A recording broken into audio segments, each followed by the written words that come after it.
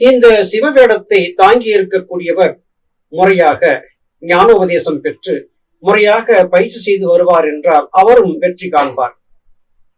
இங்கே யோக வெற்றி என்பது உடுத்தியிருக்கும் உடையிலும் அணிந்திருக்கும் அணிகலன்களிலும் பூசியிருக்கும் வெந்நீரிலும் இருக்கவில்லை. ஆனால் இந்த தோற்றம் பொதுவாக உலக மக்களிடமிருந்து சற்று மாற்றி காட்டக்கூடிய தோற்றமாகும்.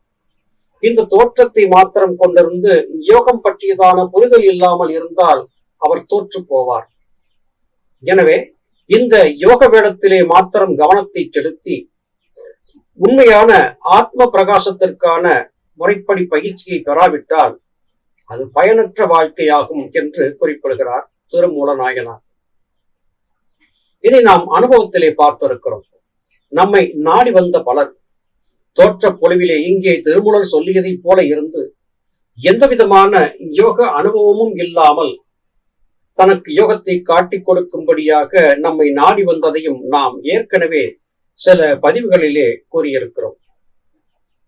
ஞானபிதா சுவாமி சிவானந்த பரமஹம்சர் அவர்கள் யோக சாதனம் பழகக்கூடிய சித்த வித்தியார்த்திகள் தூய வெள்ளை ஆடை அணிந்திருக்க வேண்டும், வேறு எந்த அலங்காரங்களும் செய்து கொள்ளக்கூடாது, சமய சின்னங்களை உடலிலே தரித்துக் கொள்ளக்கூடாது என்று சொல்லியிருந்தார். இதுவே சரியான யோகிக்கான அடையாளம் என்று ஞானபிதா காட்டிக் கொடுத்தார். முறையாக தூய வெள்ளை ஆடை உணைந்து நாம் செய்யக்கூடிய யோக பயிற்சி 100 விழுக்காடு நமக்கு வெற்றியை கொடுக்கும். அது மாத்திரமல்ல, ஞானிகள் மகான்கள் சித்தர் பெருமக்களுக்கும் கூட இது விருப்பமான ஆடையாக இருக்கும் என்பதை இந்த திருமந்திர பாடலின் மூலமாக நாம் நன்கு அறிந்து கொள்கிறோம்.